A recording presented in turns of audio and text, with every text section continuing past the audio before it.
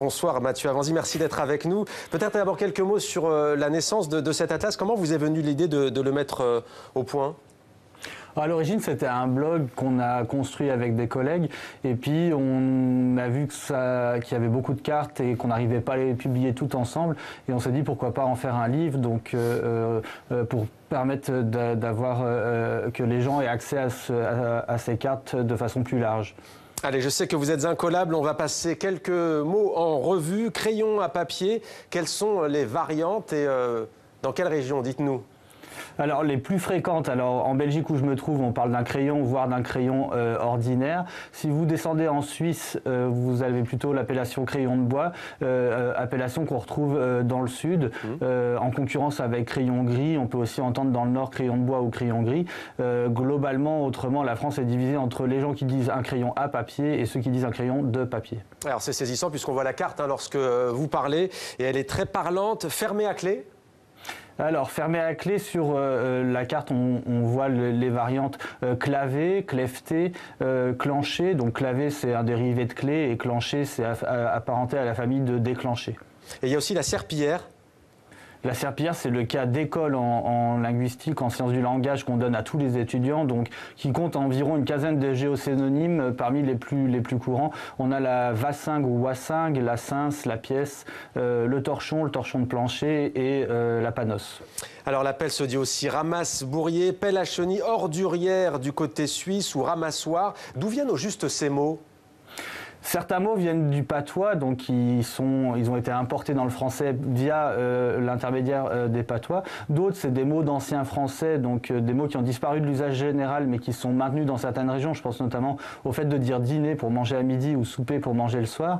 Et d'autres, c'est simplement des innovations locales qui ont été créées par les locuteurs de certaines régions. Alors, il y a un gros chapitre, notamment aussi sur la prononciation des lettres, comme le fameux moins toulousain. J'espère que je ne me trompe pas. Il est donc notamment question de la prononciation du mot poulet. Pourquoi ces différences de prononciation, alors que par exemple, poulet s'écrit de la même manière pour tout le monde, P-O-U-L-E-T ?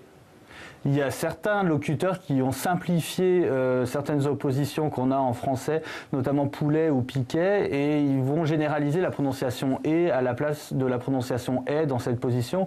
Vous l'avez également, c'est un peu plus connu, la différence entre brun et brun, B-R-I-N, B-R-U-N, mais on le retrouve aussi avec la prononciation de saute, S-A-U-T-E, qu'on peut prononcer dans certaines régions, notamment dans le sud, saute. Alors il y a aussi le chiffre 20 qui se dit 20 en Belgique, en Suisse romande, mais aussi dans une grande partie du nord-est de la France. Des déclinaisons aussi par région, vous l'avez dit, l'ouest, le sud. Il y a la fameuse poche notamment ou encore le sac en plastique. Des particularités linguistiques qui ont un sens. Vous dites que dire chocolatine par exemple ou poche, c'est afficher son ancrage toulousain. Ça veut dire quoi ? C'est, disons, le langage ou les mots régionaux, ces mots-là, c'est un peu les derniers mots qui restent aux gens pour dire je viens de telle ou telle région parce qu'ils sont fort marqués de façon identitaire. Donc on trouve des t-shirts où dessus c'est écrit je dis vin, je prononce vin, 20 et le vin je le bois et je suis lorrain. Même chose avec moins, je dis moins et je suis toulousain ou je mange des chocolatines et je viens du sud-ouest. C'est vraiment des mots qui reviennent très très régulièrement pour les gens en disant bon voilà ils ont qu'à dire ces mots et puis on comprend d'où c'est qu'ils viennent. Donc c'est un moyen d'affirmer son identité si on veut. Quelques mots pour finir. Est-ce que c'est un moyen de mettre en avant sa région ? Votre atlas sort à un moment donné où il y a eu une polémique en France très sérieuse. Le maire de Bordeaux, Alain Juppé, a dû prendre la défense des Parisiens parce lorsqu'ils arrivent à Bordeaux, ils parlent de pain au chocolat. Or, à Bordeaux, on dit chocolatine. C'est quoi ? C'est de mettre en avant une identité régionale ? Je pense que les gens ont eu assez à un moment qu'on essaie de leur imposer un standard et qu'on essayait de gommer leur trace régionale, leur identité. Et donc, ils ont eu envie, enfin, c'est de façon inconsciente, si j'ose dire, de garder ces mots et donc de les afficher comme un drapeau ou comme ils défendraient une équipe de foot. Et ça se traduit justement par la langue et par les phénomènes. Bon, il y a d'autres choses qui viennent sur l'histoire de Bordeaux, mais c'est effectivement le cas de garder l'appellation chocolatine pour pas disparaître noyé dans la masse, si j'ose dire. Merci beaucoup Mathieu Avanzi d'avoir répondu à nos questions. Un atlas du français de nos régions, France, Belgique, Suisse.